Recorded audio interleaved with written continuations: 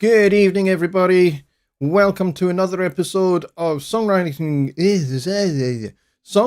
Simplified with me, Jonny Lipsham, slurring his words, even though he has not had a single drop of alcohol at all. That was an impressive... I just lost the power of speech temporarily then. I hope it's not some kind of mental disorder to maybe add to the other mental disorders I might possibly have. Some might call that my sense of humor, but it could be debated, I suppose. Anyway, let's just start the show properly, shall we? Yeah, welcome everybody to another episode of Songwriting Simplified with me, Jonny Lipsham, here at jonnylipshamstudios.co.uk, here in the southeast corner of Scotland. And of course, everybody should know that Scotland is the capital of Britain, it's the capital of Europe, it's the capital of the world, it's the capital of the solar system, it's the capital of the galaxy, it's the capital of the nebula, etc. And it's also capital of all dimensions, known and fictional. Anyway, with all of that said, I hope everybody's doing well and has had a good first half of their week. And looking through who is here, I can see that Christina over in Denmark was the first in the door, beating Billy Morgan by a good 90 minutes. That's impressive. Congratulations to you. Well done. 30 minutes or so after that, it was Tony Stringer, and then Brett Marler, and we got Kyle Druziak, and then we get Billy Morgan. We also get Just Bob here as well, and we got Dwayne, who is watching the replay because he's in the car. No problem there, Dwayne. I hope you drive safely and you arrive at your destination just fine. And yeah, by all means, catch the replay, and hopefully it helps you, because that's always the intention of this show, is to help everybody. We got Brett Marler here as well. And so far, that is all we have. So far. We have a couple of questions already from Brett, but I also got a question from Just Bob, who had a really good question, actually, which I'm going to summarize. Because he messaged me this question on Facebook, and basically he's talking about, if you want to emulate the style of a particular record that you like. Let's see. He says, would it be a worthwhile subject to talk about tones or sounds you want to replicate for a song you are writing? For example, if you want to replicate the 1950s Buddy Holly sound, or the John Coltrane sound of the 1960s, how or what methods would be taken to achieve those styles, or any style one might be inspired by? Staying within kind of the plugins and stuff and instruments and sounds and stuff that you have in Studio One. It's a good question. And I think broadly the question here is, how do we go about capturing capturing the style of a favored artist in order to be able to learn from them and learn what it is that makes that style so unique and so successful. So there's a couple of things that we can do here that don't necessarily need the DAW in order to do them. The DAW might help because it might enable you to listen more carefully, but it's not essential. So the first thing you want to do is find maybe one or two of the most successful songs by the artist that you are referring to. So it might be Peggy Sue if you're talking about Buddy Holly, or it might be Peg by Steely Dan if you want to get into kind of the sound and the songwriting style of Steely Dan, or if you want to get into Coltrane, and I've been a very passionate, devoted fanatic of John Coltrane and his music since I was about 7 or 8 years old. I would say when I just basically decided I just want to listen to everything that guy ever recorded. And so I did. And thankfully, with YouTube, there's also lots and lots of videos of Coltrane concerts that you can watch as well. So there's plenty of opportunities to find his music and find his style. So if it's Coltrane, then I would say probably you've got to listen to Impressions, Giant Steps, and A Love Supreme. Those are probably the three big ones. Why do I say that? Well, because they cover broadly the three biggest um, jazz styles that Coltrane was involved in developing and moving forward. So with Impressions, it's modal jazz from the cool school, basically from the late 50s, early 60s. And then Giant Steps was possibly the most seminal record that he made until we get to A Love Supreme, which was a unique, massive work all of its own. Basically, it's a suite. It's a very kind of religious suite that he made towards the end of his life, actually. And he's clearly in the when he's in the Impressions phase, he's kind of beginning to stretch the boundaries of modal music and play outside the tonal center and that kind of thing. And then when you get to the other extreme, the Love Supreme's end of the spectrum, he's now reaching for sounds that are not really yet possible on the tenor saxophone. They would later be uncovered by people like Chris Potter and Michael Brecker, but at the time he was reaching for those sounds when you get to that point. So how do we go about, emulating those sounds? Well, the first thing you got to do is listen and analyze. So that means you need to take apart you got to take apart the music as you listen to it. So make extensive notes. Start with the bare bones basics. What's the instrumentation? So in the case of Peg by Steely Dan, for example, then you're going to have a lyricon played by Tom Scott. You're going to have a horn section. You're going to have guitars played by, I think, Denny Diaz and Larry Carlton and Walter Becker. You're going to have bass played by Chuck Rainey. You're going to have drums played by Rick Marotta. And you're going to have keyboards and synthesizers played by Rob Mounsey and Donald Fagen. Donald Fagen taking the lead vocal, obviously. And, of course, the terrific guitar solo played by Jay Graydon. So start with that information first, and then listen through the song and figure out the form of it. Now, Peg, in this particular case, is essentially a blues with a chorus. So it is worth listening to the track several times and actually basically start to chart out the form of the song. So Peg is a blues, and it has an intro, and it has a little bit of an interlude, and it has a chorus, and it has the great guitar solo by Jay Graydon, as I mentioned, and then you've got the out chorus as well. So it's worth kind of putting all of these things down onto paper, and then the next step is to work out the chord changes. Now for Peg, like I said, it's essentially a 12-bar blues for the verses.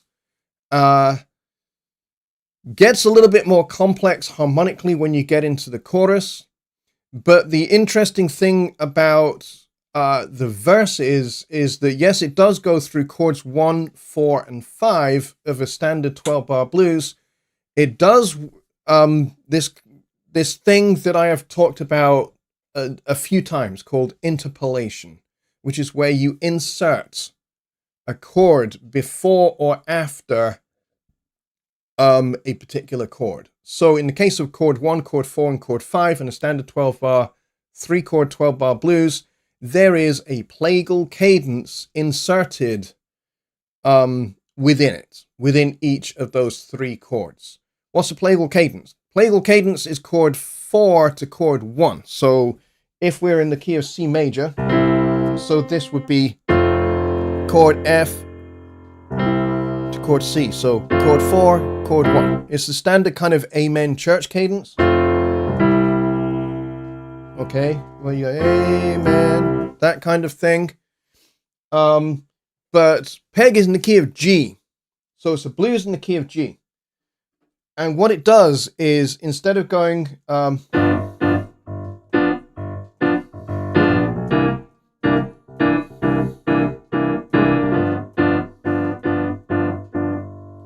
then going back to chord 4 again, then going back to chord 1, and then going to chord 5,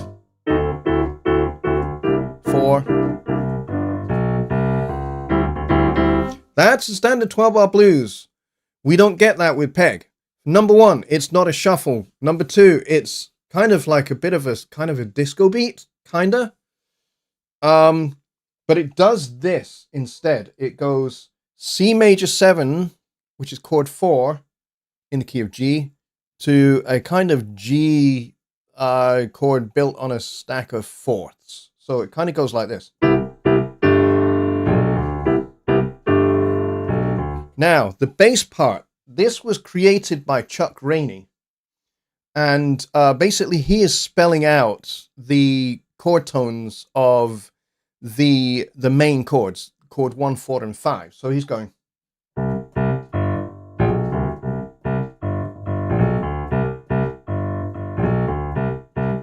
So then when you get to chord 4, we go F major 7 to C. Whoops. There we go.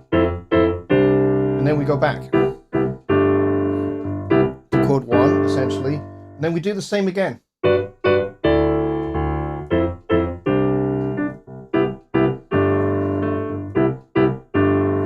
And that's the verses.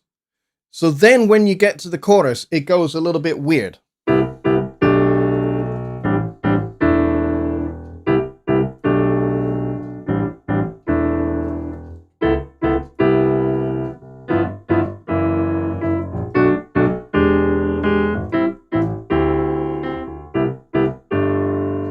All right, so it kind of goes what my father, who is a terrific arranger, as well as a terrific tenor sax player, he would call this, it goes around the houses. And it kind of does. It kind of follows broadly a 3-6-2-5-1 turnaround, what we'd call a standard bebop 3-6-2-5-1 turnaround. Essentially is what it does in that chorus.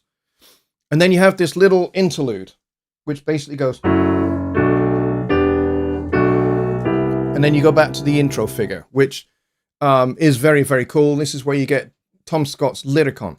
So, what are we after when we want to get the essence of the Steely Dan sound? The essence you're after is the instrumentation. That's the first part. The second part you're after is the harmonic language, which comes from jazz fundamentally. And then the next thing you want to capture is the backing vocal harmony sound of a Steely Dan song, because that's another very key ingredient to what makes a Steely Dan song go, is the harmonic language from jazz, pop and rock kind of rhythms and instrumentation, horn section, and the close voiced vocal harmony style.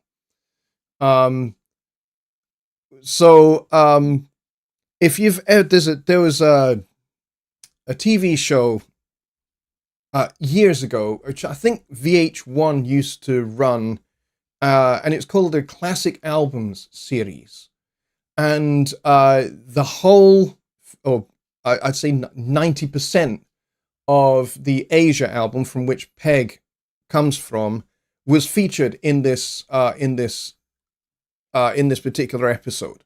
And so there were interviews with Donald Fagen, Walter Becker, Rick Marotta, Dean Parks, Larry Carlton, Michael McDonald, Chuck Rainey, and they formed a session band for the TV show to play through some of the tunes live, which is pretty cool. Minus the vocal, for whatever reason they didn't do vocal versions. Don't know why.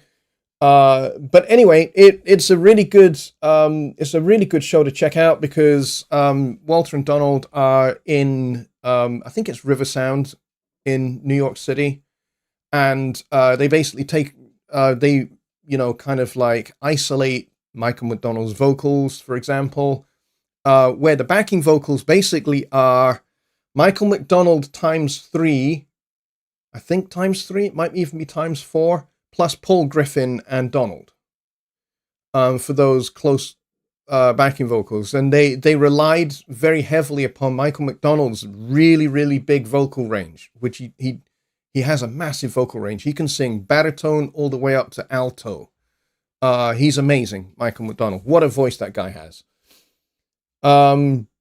So those are the elements that you want to check out for a Steely Dan song. So what about Coltrane?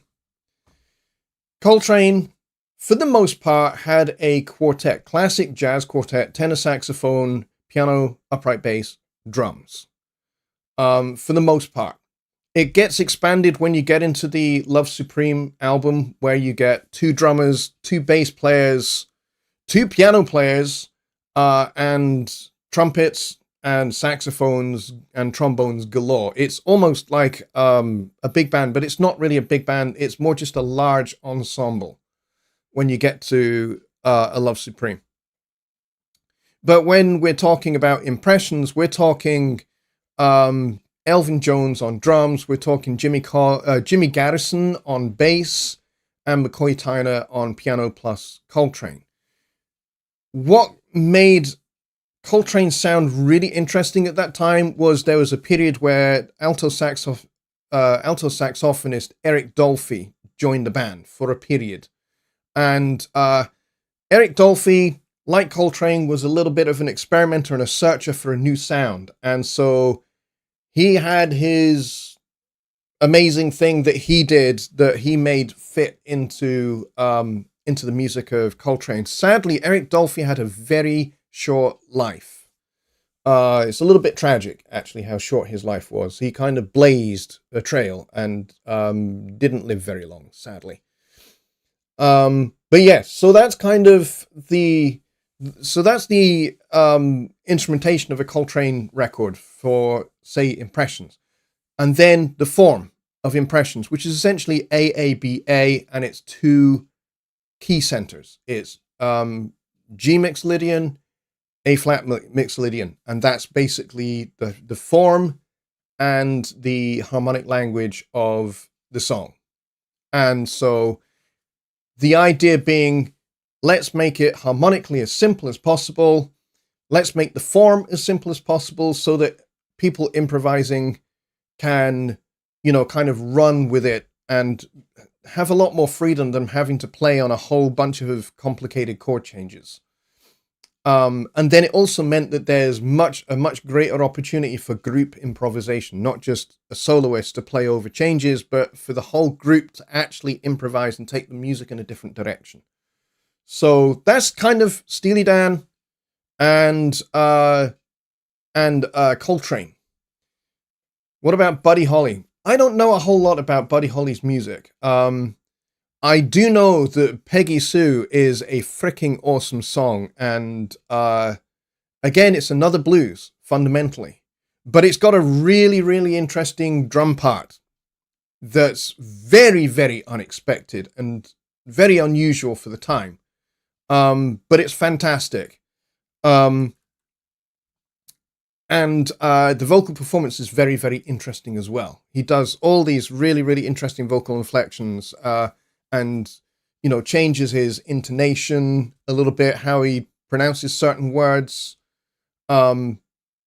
yeah, it's a really, really interesting song. Like I said, I don't know a whole lot about Buddy Holly's music. What I do know is he crammed an awful lot of music into quite a short life, unfortunately. But yeah, so the answer to this particular question is you have to basically do some analysis and of the instrumentation, the form, and the harmonic language, and then start to analyze key important ingredients to making the sound for a particular artist. So you listen to a bunch of tunes by the particular artist. So listen to the whole Asia record for Steely Dan, listen to the whole of the Giant Steps record, or the entire Love Supreme suite for Coltrane, and maybe I forget the title of the record that Peggy Sue is on for Buddy Holly. Listen to that whole record and listen to all of those songs and find unifying elements that are in each song, common denominators, because those are the key ingredients that make a particular sound for a particular artist that is going to identify that artist's sound. So and then once you've analyzed those things, then you can start putting some of those ingredients together in a piece of music that, you could argue, you could say, hey, this is my own song, but it's inspired by the music of Buddy Holly or Becker and Fagan or Coltrane. And there's nothing wrong with doing that, with taking, somebody else's music and using it as a template, as an inspiration for using the same ingredients to make your own cake, right? There's no point in trying to reinvent the wheel. The best thing you can do is take the ingredients and make your own cake. Make it uniquely yours. You know what the ingredients are. So that's the first thing you do. You practice with those ingredients. See if you can actually replicate the cake. If you can replicate the cake fairly well, then the next step is to do your own thing with that cake. Make it yours. So, you know what, Bob? That is a belter of a question. Lloyd says, Eric Dolphy and Buddy Holly in the same discussion. Esoteric like crazy. You're not kidding. Kind of two opposite ends of the musical spectrum.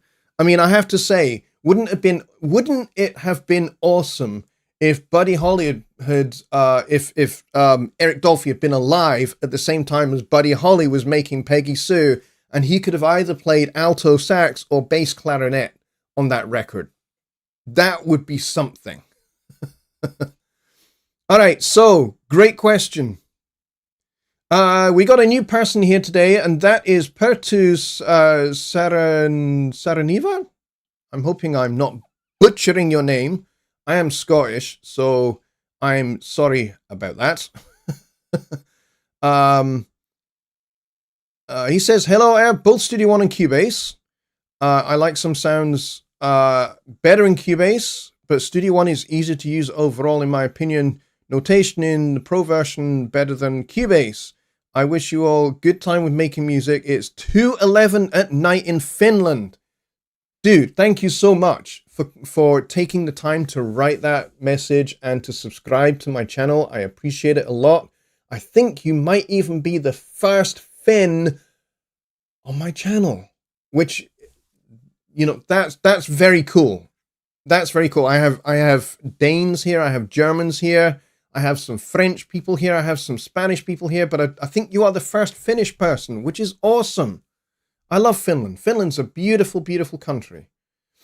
But yes, thank you very much for your comments, because I am an ex-Cubase user. I used Cubase from its very first release. In fact, I used its progenitor, which was Pro 24.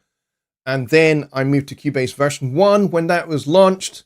And I used that all the way from version 1 all the way up to 2013 when I switched over to Studio One. And I've been at Studio One ever since. And when I switched over to Studio One, the last thing I ever imagined happening to me was I'd end up working for the company that make it. And, for the last 6 years, that's what I've been doing. And what a journey it's been. That's for sure. Thank you for your comments. I appreciate it a lot.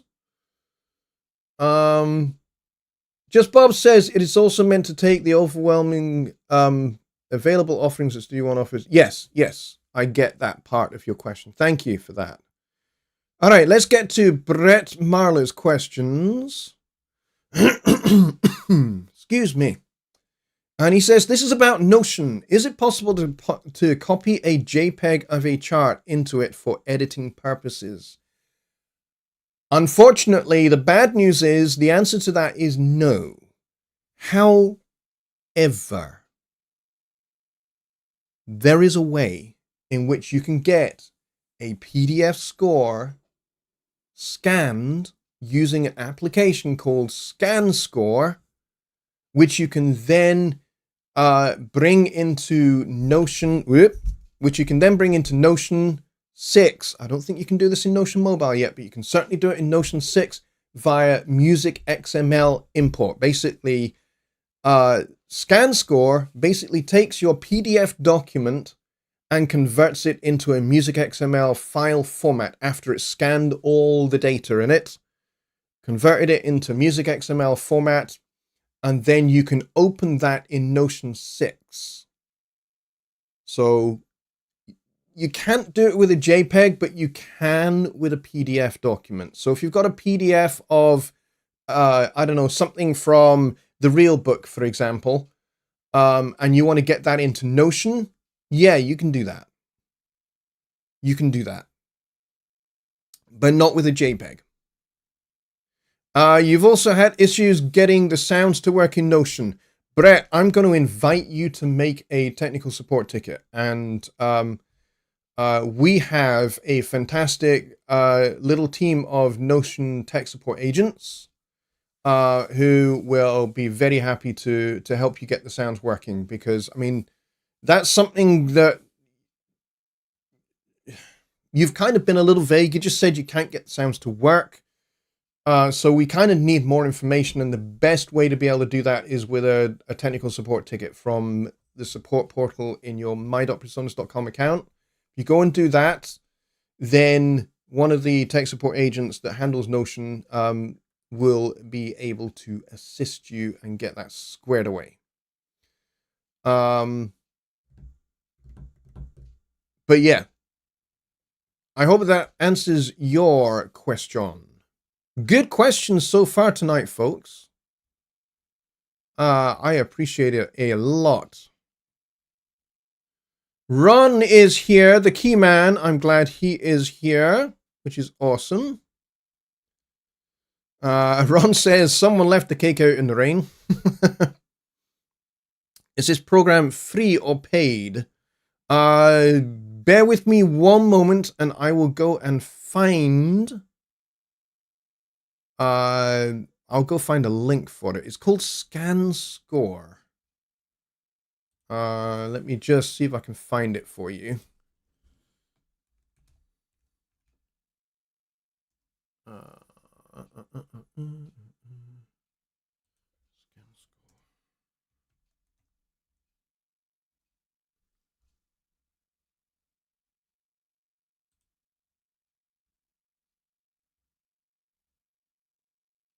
Bear with me just one moment, folks, whilst I go and get this.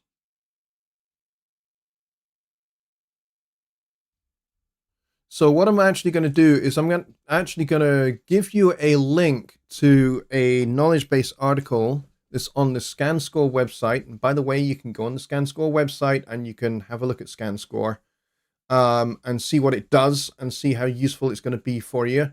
And then there's this knowledge base article. It's a little old. It was published June 16th, 2019, but you know what? It still works today, okay? It still works in Notion 6 today.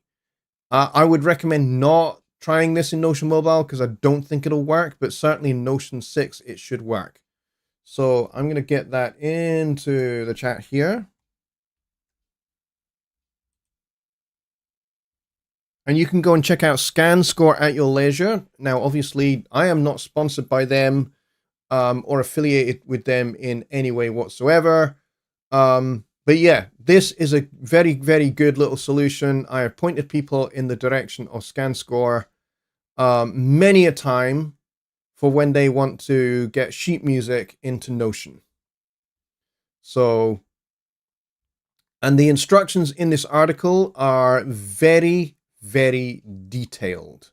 They give you a lot of really, really good information on what you can edit with ScanScore, what you can do, what you can't do, what is going to work, what's not going to work. It's very, very thorough. So you can decide whether, hey, this is something you want to try.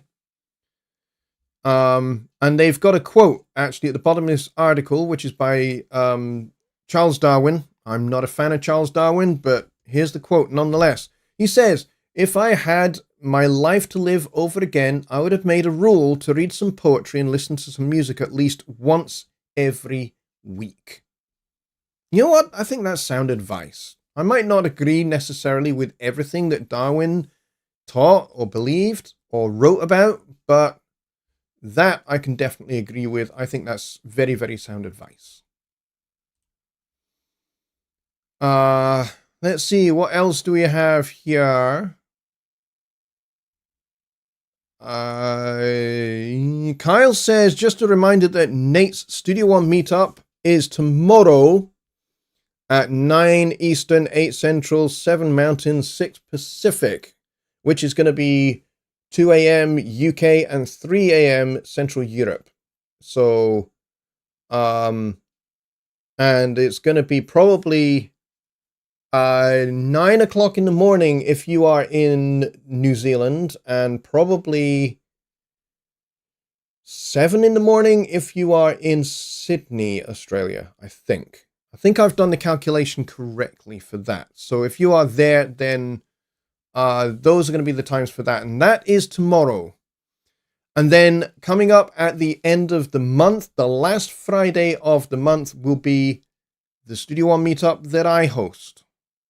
So please do come to any of those Studio One meetups where we can talk Studio One. Now, we talk Studio One on this channel on Sunday evenings as well. So on this coming Sunday, there will be another one of these shows like this one. Except that show is called Sunday Night Live, and it's at the same time, 6 p.m. Central Time, which is midnight UK, 1 a.m. Europe, Central Europe. Before that, the night before that, Jonny Gibe has his Illinois meetup. So if you're in the Illinois area, or even if you're not, even if you're in the UK like I am, or you're in Europe, or you're elsewhere in the world and you want to check out Jonny Gibe's meetup, then you could certainly join his as well. That is on the Saturday. Mine is on the Friday, so it would be on the Friday before. Actually, that depends when Jonny Gibe's meetup is. Is that this Saturday? Kyle, is that this Saturday, his meetup? Mine is at the end of the month. Mine is on the last Friday of the month. So if I've read what Kyle has said here correctly, Jonny's is this Saturday. Which would be very cool if that's the case. And we don't have to wait until the end of the month. That would be great. But yeah, in the case of mine is on the last Friday of the month, and we, the meetups tend to typically be a couple of hours, but in my case, I just let mine run for as long as everybody wants. So, because I have people that come in from all over the world, and people drop in, drop out whenever they want. So I just keep the thing running. The longest I think we've run it is 11.5 hours. I know it's ridiculous, but you know what? I was aiming for ridiculous on that particular evening. We don't always run it that late, but it does tend to go longer than just the 2 hours. So if kind of like because that would start at 8 p.m. UK time, which is going to be in the middle of the afternoon for you guys over in the United States. So it's not going to be great for you guys, and it's going to be breakfast time in Australia. So it might not be the best time for some of you folks, but like I said, I let it run. I let it run until, 2, 3, 4 o'clock in the morning. Because, it's the Friday. It's a Friday night, and I'm not working on Saturday morning, so I can sleep in. So I don't mind running it a wee bit over. So don't have a problem with that. So, you know, if the time is not tremendously convenient for you, don't necessarily allow that to be a stumbling block for you not coming along. Because I would love there to be a big crowd this week, this month even. Because last month we didn't have a particularly great big crowd, so it'd be nice if we could have one this month, please, if at all possible, please. I would love it if that was the case. All right, let's see. I'm just going through the chat again. So if you guys have still got questions, we've still got like 20 minutes to go. So if you've got questions, then please do drop them in the chat and do the @Jonny Lipsham Studios thing that Ron and Brett have done, and other people have done as well, like just Bob did as well. So yeah, if you want to get my attention for a particular question that you've got about songwriting, about composing, arranging, music theory, that kind of stuff, then yeah, do the @Jonny Lipsham Studios thing at the start and then ask your question. I know it does rob you of a few characters, so if you need to continue on to a second post, that's fine. You don't have to do the @Jonny Lipsham thing again at the start of the follow-on post if you know, because I don't want to rob you of more characters. So, I'm not seeing any more questions, unfortunately. Brett's asking, is the program free or paid? I think you're referring to ScanScore. And so for that, I am going to have a wee look. There is a buy button on this. Let's have a look. All right, I'm gonna share my screen for this, so you can all take a look. This is really only for people that are Score people, Notion people. So this is scan-score.com, and these are your options. You can get a free trial. So if this is like something you are only going to do once and then never again, then it doesn't really, I don't think it really benefits you that much to fork out for it. But have a look at the options that you get here. So you got ScanScore Ensemble, ScanScore Professional, and ScanScore Melody. This is kind of like the flagship one. And then you've got this one. 4 stage for only $39. For choir singers, piano players, music teachers, educators, suitable for SATB choirs and 4 ensembles or 4 staff ensembles, so like a little chamber group, or 2 pianos. Or you can go for the big dude here and get the professional version, which scans complex scores with unlimited staves per system. So this is for pro musicians, choir, ensemble directors, composers, suitable for bigger choirs, big bands, or orchestral scores. And then if you just need to do like a, let's say you've got something out the real book. Real books tend to just have chord changes on a single line staff for the most part. So you might just want to get this guy for just $10 for a year. And that'll give you simple score with a single staff per system, suitable for a lead sheet, melody, or orchestral parts. So if you're basically wanting to get something that is like maybe a transcription of a Charlie Parker solo or something like that, and you want to get that into Notion, then this might be the dude for you. And then all the details are here. But like I said, you can get the free trial if you want. Might be a good wee option. I'm only curious if all versions have the transformation capability. Yeah, they do. That's the whole idea. Now you don't have to spend hours rewriting, transposing, or simplifying your scores anymore. Simply scan your score using a scanner or smartphone, or import PDF and picture files. Okay, so it does do picture files. Holy crap. I didn't know this part. So, okay, so in your case, you're wanting to do a JPEG. It might actually work. You can edit, transpose, and play back your score, export as music XML or MIDI files, and open them in your favorite music software for further processing. So this bit here, the music XML, this is the file format that you would save your scan score to that file format to get it into Notion. Or if you wanted to put it into Studio One, you could do it as a MIDI file. Just remember, when you import it into Studio One, you're going to have to, you're going to have to create some instrument tracks and split it all out, and you're going to have to put instruments on there and sounds as well, because it's not going to give you all of those. It'll just create instrument tracks, and then you're going to have to put presence on there or whatever you need for those sounds. So that's something to bear in mind. But that's scan-score.com. This was never really meant to be an advert for them, because I've never advertised them in my life. But what I gave you there was a link to instructions on how to scan a score and get it into Notion 6. So that's what I recommend you do. Brett says, I'm just trying to learn basic charts from a band that I'm joining. I suppose I just need to read more than the basic scan. I was trying to listen to you too. Okay, yeah. By all means, I would recommend, Brett, in your case, that you go and basically spend a wee bit of time exploring the website and have a look and see if it is going to meet your needs. Hold on a second.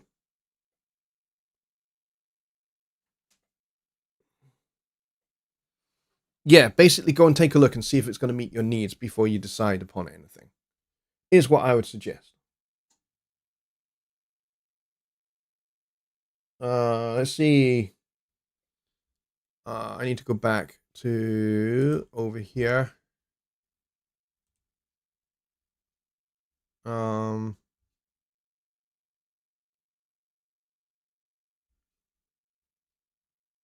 see. Can it be edited in ScanScore or Notion? It can be edited in both. So if you can do any editing as per that web page that I just showed up on the screen.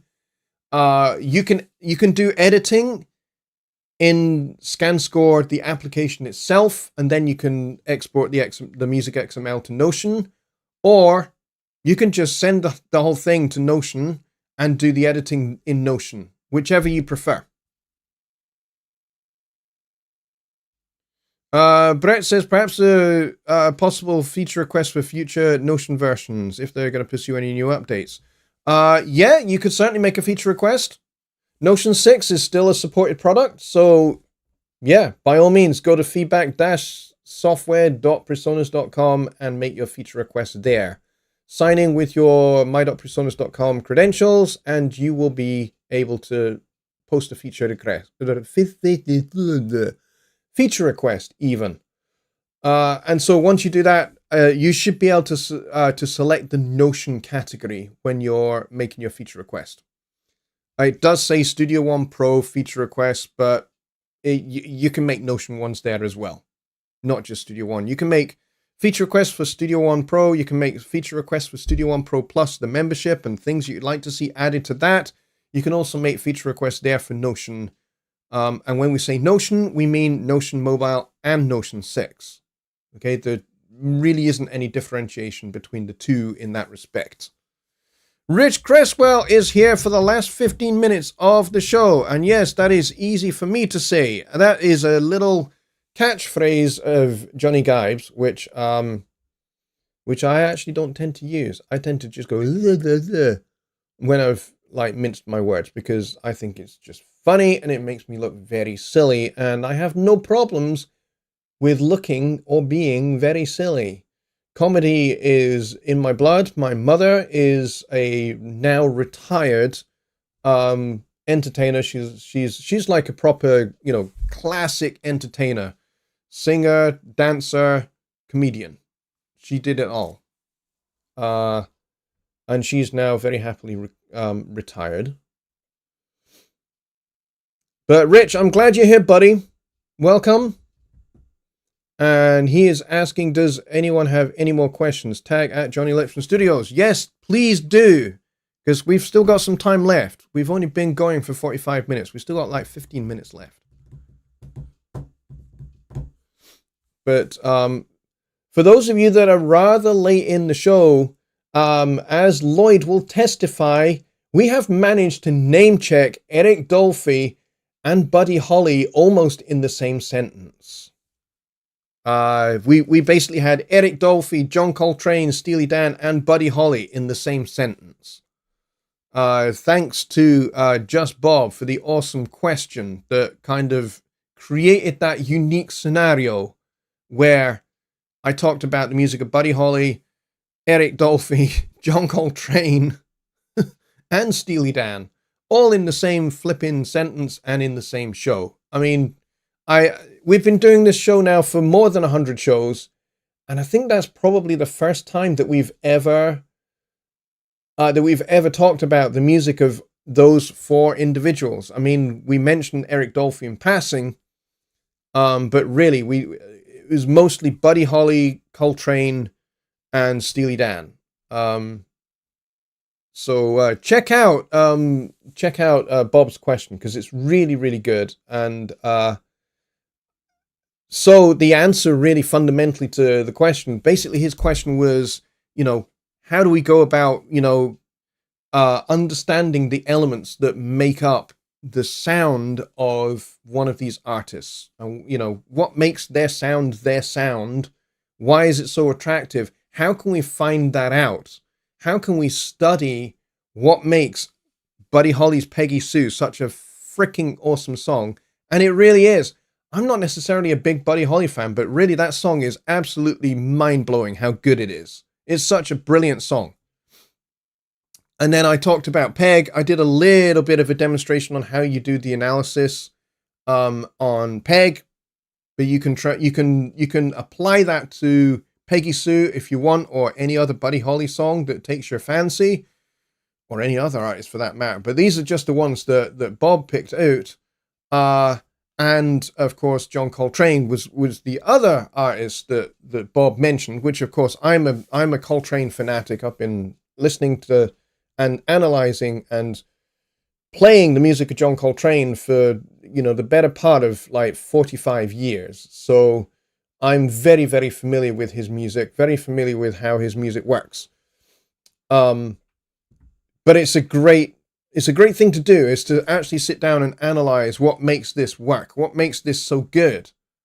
And then, having effectively reverse engineered what the ingredients are from that analysis, then, try and see if you can replicate the song. Have a go at trying to replicate Peggy Sue. That might be at the easier end of the spectrum. Recreating Peggy Sue might be easier to do. And then, having successfully done that, maybe give Peg from Steely Dan's Asia record, give that a go. See if you can replicate that. See if you can take those key ingredients and do your own little version of it. And then have a shot at Coltrane's Impressions or Giant Steps. And, apply the same thing to that. And then, that will teach you 4 different cakes, to use the metaphor, to be able to follow select and understand what the ingredients are, and then, bake the cake. Have a shot at baking the cake.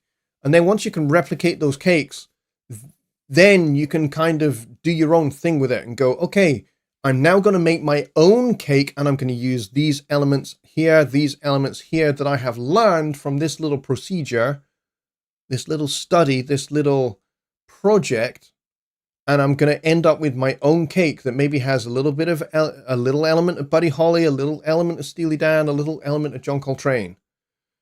And you put them all together and try and make this unique cake that sounds like you, because it's your thing, but you've got all of these ingredients that you have learned about, and you know how they work, and now you can apply them to your own thing.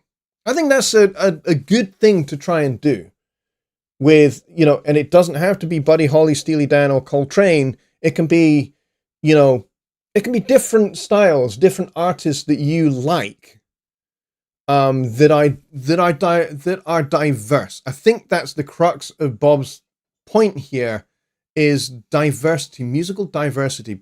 Buddy Holly at one end, Coltrane at the other, with Steely Dan kind of in the middle, kind of with a foot in either camp, a foot in the pop and rock camp and the jazz camp as well with Coltrane. So take all of those ingredients and then create your own thing with it and use it to inform you of arranging techniques, compositional techniques, melody writing techniques, lyric writing techniques that are used, as well as, learning different harmonic languages. Peggy Sue has one kind of harmonic language. It's a blues. Compare that with Steely Dan's Peg, which is also a blues that has a different harmonic language altogether. Maybe that would be quite a good thing to do. And then if you want to do another blues, you could do Miles Davis's All Blues. And there's actually a really, really good recording of that does feature Coltrane. And it's well worth checking out. Actually, Coltrane's solo on that is just electrifying. So, that kind of puts you in three different camps, three different blues approaches, three different approaches to the blues with different instrumentations, similar kind of ingredients in that they are both, all three of them are blues orientated. Well worth thinking about doing, I would suggest. Rich says, Buddy hell, that's a right old mix. Yes, it really is. I don't think I've ever talked about these four musicians on a single show like this before.